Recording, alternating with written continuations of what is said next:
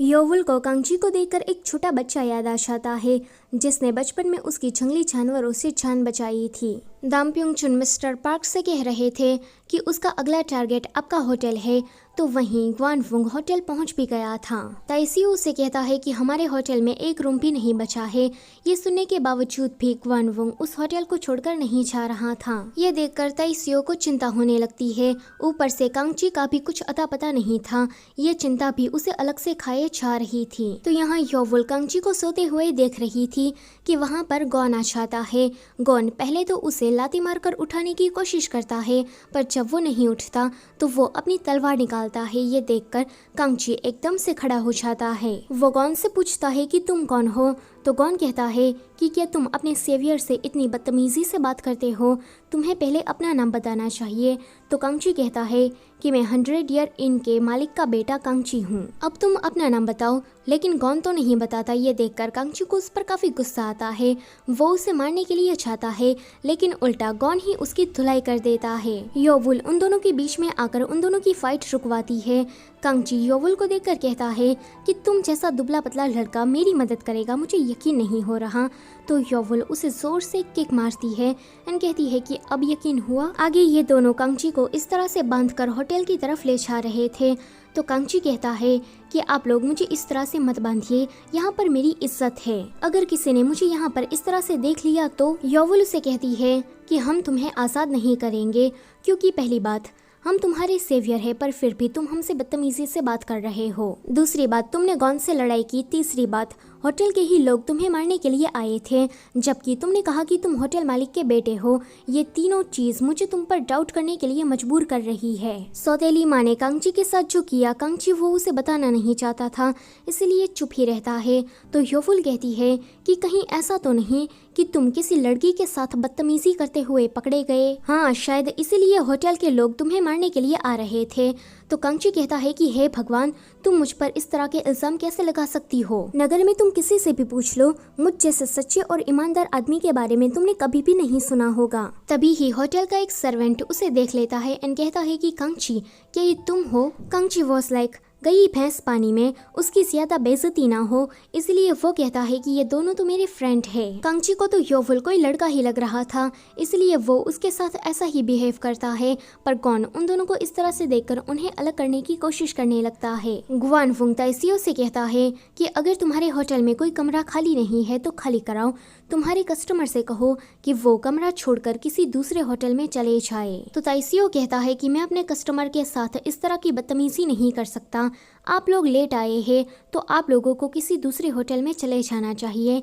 ये सुनकर ग्वानफुंग को उस पर काफी गुस्सा आता है। वो उसके गले पर तलवार तान देता है कि तभी ही उसकी माँ आकर ग्वानफुंग से माफी मांगने लगती है कि मेरा बेटा थोड़ा नादान है, उसे बात करने की तमीज नहीं है, तो प्लीज उसे आप माफ कर दीजिए। वो उसके सामने झुक जाती है। ये देखकर ताइसियो को बिल्कुल भी अच्छा नहीं लगता कि चंगझो भी वहाँ पर आने लगती है। ग्वानफुंग को चंगझो को देखकर सियोहुआ की याद आ जाती है।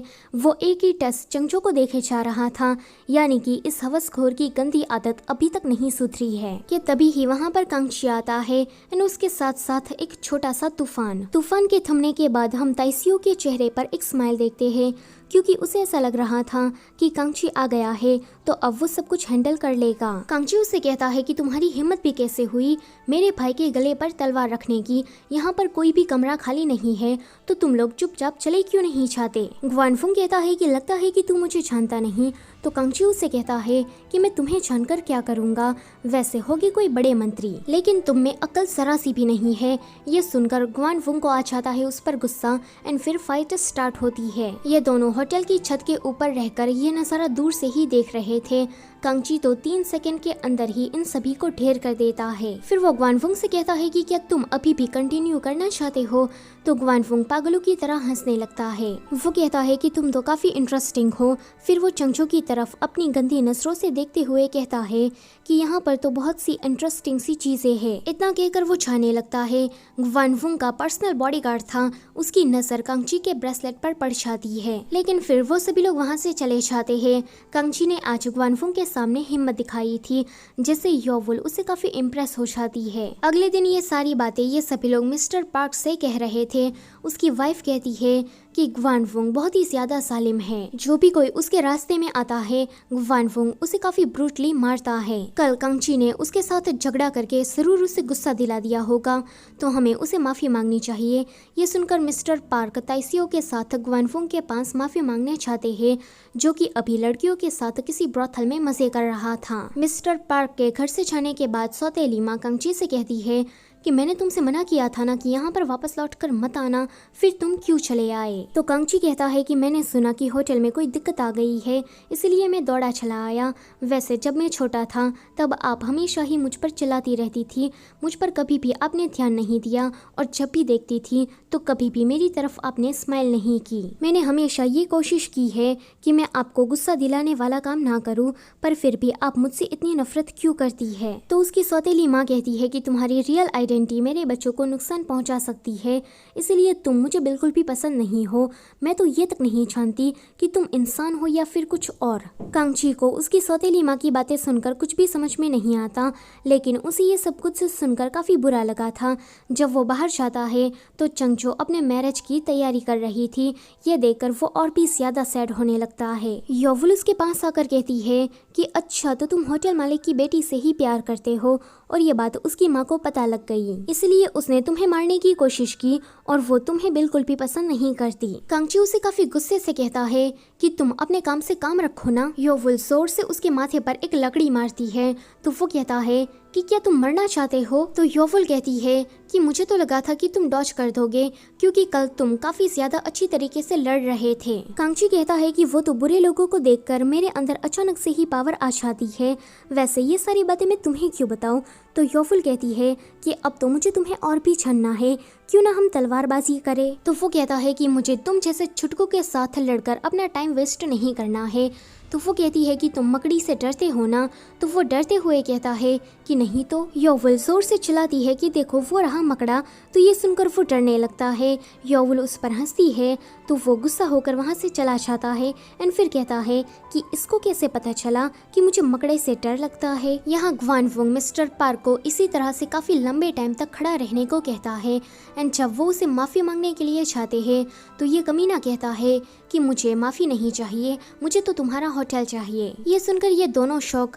ग्वानफुंग कहता है कि अगर तुम अपना होटल मुझे नहीं दे सकते तो तुम मुझे अपनी बेटी दे दो, क्योंकि उसे देखकर मेरी हार्ट बीट तेज हो गई। वो बहुत ही ज्यादा ब्यूटीफुल है, मैं चाहता हूँ कि वो मुझे बेड पर सर्व करे।